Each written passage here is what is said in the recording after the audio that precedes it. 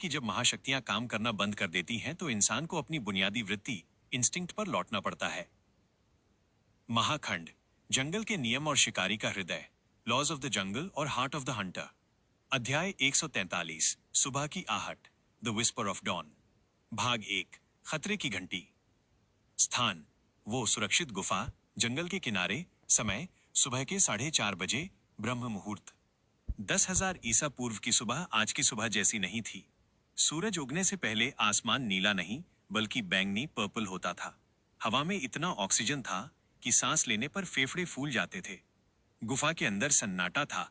राघव और उसकी टीम जमीन पर सो रही थी। वे कीचड़ में सने हुए थे, थके हुए थे।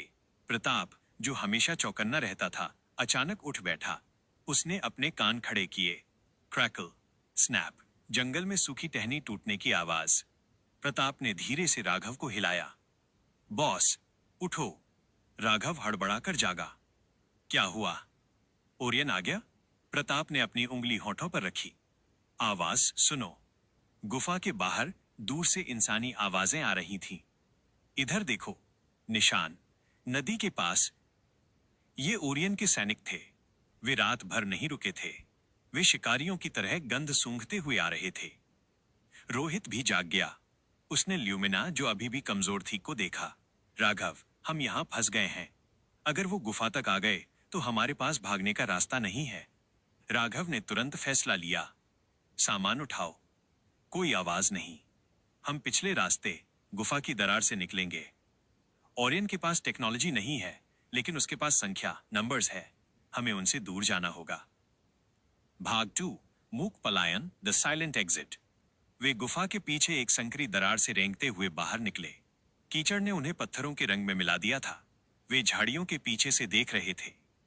लगभग 20 सैनिक भाले और तीरों के साथ उस नदी के किनारे आए जहां उन्होंने कल पानी पिया था।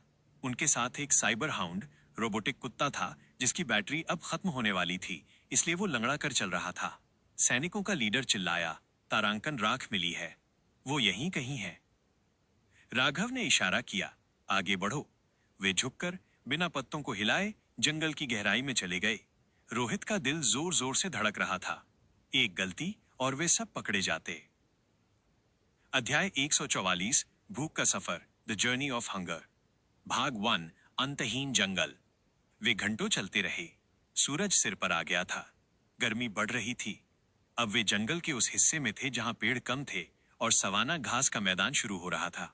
समस्या ये थी कि उन्होंने कल रात जो खाया था वो पच चुका था। भूख वापस आ गई थी और इस बार ये ज्यादा तेज थी। रहमत, जिसका पेट सबसे पहले बोलता था, ने अपनी बेल्ट कस ली।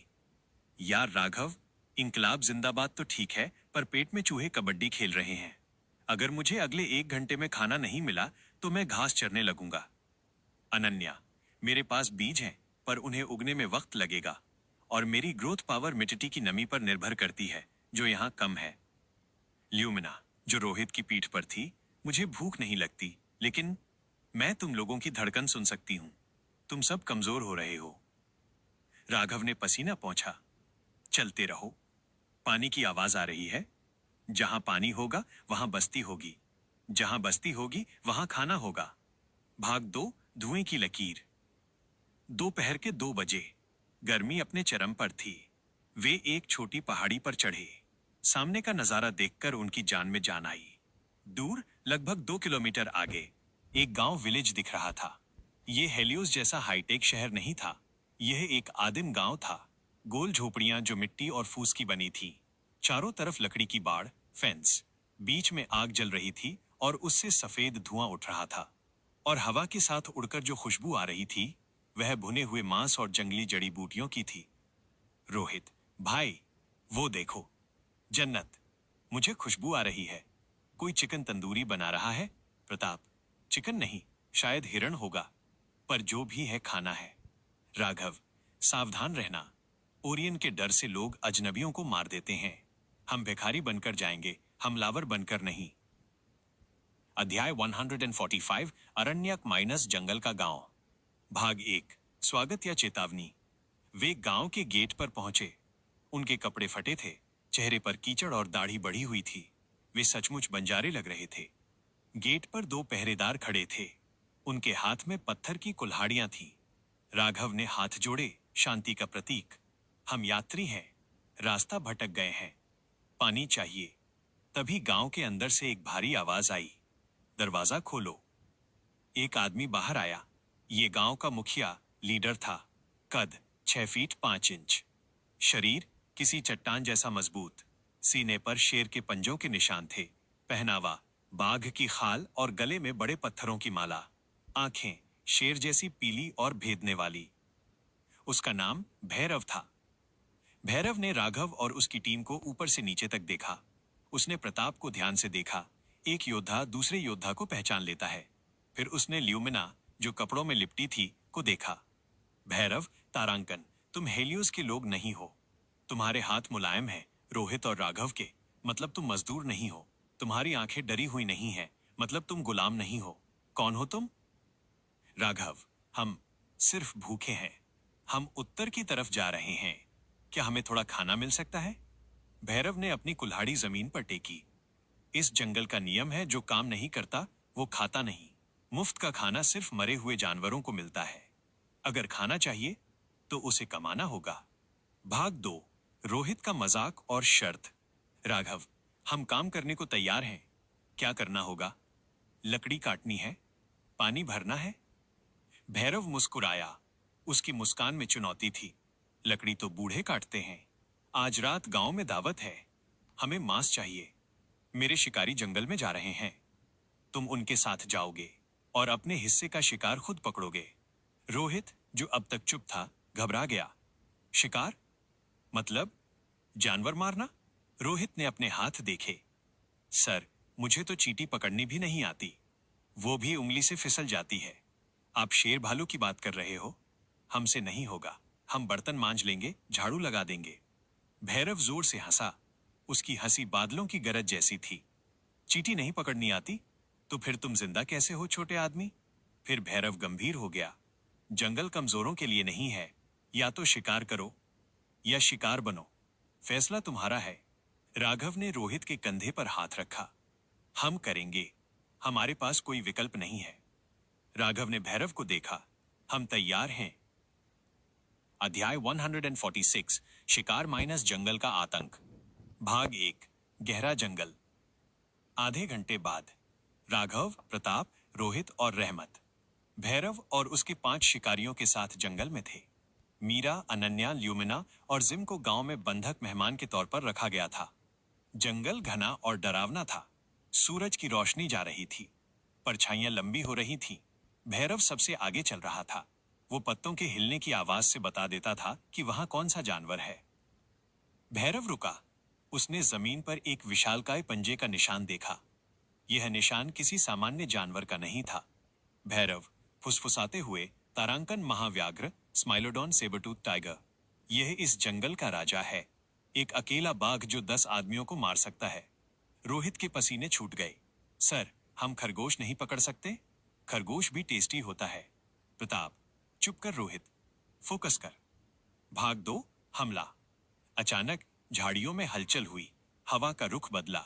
एक सड़ी हुई गंध आई और फिर एक दहाड़ ने जंगल को हिला दिया। ROAAARRRR। झाड़ियों से वो स्माइलोडन सेबरटूथ कूदा। वह एक भैंसे जितना बड़ा था। उसके 2 दांत खंजर जैसे बाहर निकले हुए थे। वो सीधे राघव की तरफ लपका। राघव के पास कोई हथियार नहीं था, सिर्फ एक लकड़ी का भाला जो भैरव ने दिया था। राघव ने अपनी टाइम पावर, टाइम फ्रीज इस्तेमाल करने की कोशिश की। उसने अपना हाथ आगे बढ़ाया और चिल्लाया, स्टॉप। लेकिन कुछ नहीं हुआ। कोई नीली रोशनी नहीं निकली। समय नहीं रुका। शेर हवा में ही था। राघव को एहसास हुआ, मेरी शक्ति खत्म हो चुकी है। ओरियन से लड़ने और टाइम जंप के बाद मेरा शरीर खाली हो चुका है। राघव, शिट! वो जमीन पर लुढ़का। शेर के पंजे ने उसकी बाह को छू लिया। खून निकल आया। शेर मुड़ा और दोबारा हमला करने के लिए तैयार हुआ। इस बार राघव निहत्था जमीन पर पड़ा था। अध्याय 147, भैरव का तांडव, असली शक्ति। भाग 1, मशीन बनाम मसल। प्रताप ने अपनी लाठी उठाई और शेर के सिर पर मारी। THAC के लाठी टूट गई। शेर को कोई फर्क नहीं पड़ा। उसने प्रताप को एक थप्पड़ पॉ स्वाइप मारा और प्रताप दूर जा गिरा। अब शेर राघव के ऊपर था, उसका मुंह खुला था। राघव ने अपनी आंखें बंद कर ली। तभी एक परछाई शेर के ऊपर कूदी। ये भैरव था। भैरव ने कोई जादू नहीं किया। उसने अपने नंगे हाथों से शेर की गर्दन पकड़ ली। शेर ने झटकने की कोशिश की, लेकिन भैरव की पकड़ लोहे जैसी थी। भैरव चिल्लाया और अपनी पत्थर की कुल्हाड़ी उठाई। उसने शेर के सिर पर पूरी ताकत से वार किया। एक बार, दो बार, शेर का शरीर ढीला पड़ गया। भैरव खड़ा हुआ। वो हाँफ रहा था। उसके सीने पर शेर के नाखूनों की खरोंच थी।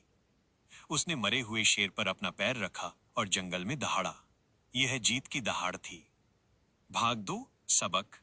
राघव जमीन पर पड़ा था, अपनी चोट को पकड़े हुए। भैरव उसके पास आया और हाथ बढ़ाया। राघव ने हाथ पकड़कर खड़ा हुआ।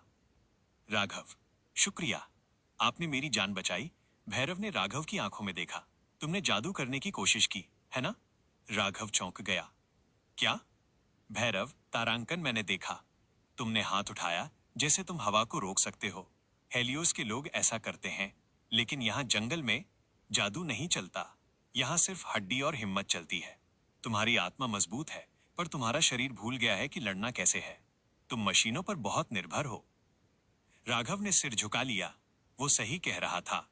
बिना वज्र और समय शक्ति के राघव कमजोर महसूस कर रहा था। भैरव ने मरे हुए शेर को अपने कंधे पर उठाया, अकेले। चलो, आज रात हम राजाओं की तरह खाएंगे। अध्याय 148, दावत और दोस्ती, फीस्ट एंड फ्रेंडशिप। भाग 1, अलाव के पास। रात का समय। गांव के बीच में अलाव जल रहा था। पूरा गांव इकट्ठा था। उस विशालकाय शेर को भूना जा रहा था। खुशबू ने सबके मुंह में पानी ला दिया था। भैरव ने शिकार का सबसे अच्छा हिस्सा, रान, काटकर राघव और उसकी टीम को दिया। रोहित ने मांस का एक बड़ा टुकड़ा खाया। ओ माय गॉड, भाई, ये तो 5 स्टार से भी बेहतर है। इसमें जो स्मोकी फ्लेवर है ना, उफ। रहमत, नमक थोड़ा कम है, पर ताजगी 100% है।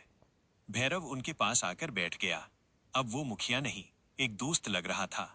भैरव, तारांकन तो तुम लोग हेलियोस के झूठे सूरज ओरियन से भाग रहे हो? राघव, हाँ। आप कैसे जानते हैं? भैरव ने आग में लकड़ी डाली। मैं उसे तब से जानता हूं जब वो आसमान से गिरा था। पहले वो अच्छा था, फिर उसने खुद को भगवान बना लिया। मैंने उसकी गुलामी करने से मना कर दिया और जंगल में आ गया। तुम लोग अलग हो। तुम उसके महल से आए हो, पर तुम उसकी तरह क्रूर नहीं हो। भाग 2, राघव की सच्चाई। राघव ने भैरव पर भरोसा किया। हम बहुत दूर से आए हैं भैरव, समय के उस पार से। हम अपने घर जाना चाहते हैं, लेकिन हमारा जहाज सवारी बीमार है। उसे ठीक होने में 2 दिन और लगेंगे। भैरव ने सिर हिलाया। 2 दिन? 2 दिन तुम मेरे मेहमान हो। मेरे गांव का नमक खाया है। अब कोई तुम्हें हाथ नहीं लगा सकता, लेकिन बदले में तुम्हें मुझे कुछ सिखाना होगा। राघव, क्या? भैरव ने प्रताप की तरफ देखा। लड़ना। मैंने देखा तुम्हारा दोस्त प्रताप कैसे खड़ा हुआ था। उसके पास हथियार नहीं था, पर उसका पैंतरा स्टांस एक योद्धा का था। मुझे वो तकनीक सीखनी है। प्रताप मुस्कुराया। कुश्ती? मुझे पसंद है। कल सुबह अखाड़े में मिलते हैं। अध्याय 149, जंगल में healing, healing in the wild. भाग 1, रेशियो 2 दिन का विश्राम। अगले 2 दिन राघव और उसकी टीम के लिए वरदान साबित हुए। यहाँ कोई टेक्नोलॉजी नहीं थी, कोई स्क्रीन नहीं थी, सिर्फ प्रकृति थी। अनन्या ने गांव की महिलाओं को सिखाया कि कौन सी जड़ी बूटियां घाव भर सकती हैं। जिम, जो हमेशा मशीनों में रहता था, ने बच्चों के लिए लकड़ी के खिलौने बनाए। बच्चे उसे जादूगर दादा कहने लगे। प्रताप और भैरव ने कुश्ती की। प्रताप ने उसे कमांडो मूव्स सिखाए और भैरव ने उसे जंगली ताकत सिखाई। रोहित ने ल्यूमिना को जंगल के फूल दिखाए। ल्यूमिना अब काफी बेहतर थी। राघव का ध्यान, मेडिटेशन। राघव नदी किनारे बैठा था। वो अपनी शक्तियों के बिना खुद को अधूरा महसूस कर रहा था। भैरव उसके पास आया। शक्ति अंदर होती है राघव, बाहर नहीं। इस जंगल को सुनो, ये सांस लेता है। जब तुम इसके साथ सांस लोगे, तो तुम्हें समय रोकने की जरूरत नहीं पड़ेगी। तुम समय के साथ बहना सीख जाओगे। राघव ने आंखें बंद की। उसने जंगल की धड़कन सुनी। पहली बार महीनों में उसका दिमाग शांत हुआ। अध्याय 150, विदाई का समय, टाइम टू लीव। भाग 1, जहाज की पुकार। तीसरे दिन की सुबह राघव के कम्युनिकेटर पर बीप हुई। Gym boss, the cosmic arc 100% charge है। वो ऑटो पायलट पर नदी के मुहाने पर आ गया है। जाने का वक्त आ गया था। पूरा गांव उन्हें छोड़ने आया। भैरव ने राघव को एक बाघ का दांत, टाइगर टूथ दिया। इसे रखो, ये तुम्हें याद दिलाएगा कि जब जादू फेल हो जाए तो अपनी हिम्मत पर भरोसा करना। राघव, शुक्रिया भैरव, आपने हमें सिर्फ खाना नहीं दिया, आपने हमें याद दिलाया कि इंसान होना क्या होता है। भाग 2 उड़ान। वे नदी के पास गए। पानी के अंदर से द कॉस्मिक आर्क ऊपर उठा। गांव वाले हैरान रह गए। उड़ने वाली नाव। राघव और टीम जहाज में चढ़े। जहाज ने धीरे से उड़ान भरी। नीचे भैरव हाथ हिला रहा था। राघव ने ब्रिज से नीचे देखा। अलविदा अरण्यक। अब जहाज पूरी तरह ठीक था। ऊर्जा भरी हुई थी, पेट भरे हुए थे और दिल मजबूत थे। राघव ने लीवर खींचा। अगला स्टॉप 3000 एडी, भविष्य की पृथ्वी। चलो देखें कि हमारे घर का क्या हाल है। जहाज बादलों में गायब हो गया और समय की धारा फिर से बहने लगी। सीजन 4 का ये भाग समाप्त। कहानी के मुख्य बिंदु। 1. Character development. राघव का अपनी शक्तियों को खोना और अपनी मानवीयता को फिर से पाना। 2. New character. भैरव एक ऐसा नेता जो बिना ताज के राजा है। उसने टीम को बहुत कुछ सिखाया। 3. बॉन्डिंग। शिकार, खाना और अलाव के पास की कहानियां ये पल दिखाते हैं कि टीम एक परिवार है। 4. प्रिपेयर्डनेस। अब वे शारीरिक और मानसिक रूप से भविष्य की चुनौतियों के लिए तैयार हैं। अगला arc the broken future 3000 AD. वे भविष्य में पहुंचेंगे, लेकिन पृथ्वी अब वैसी नहीं है। इंसान गुलाम है और दुनिया पर हाइब्रिड्स, आधा एलियन आधा मशीन का राज है।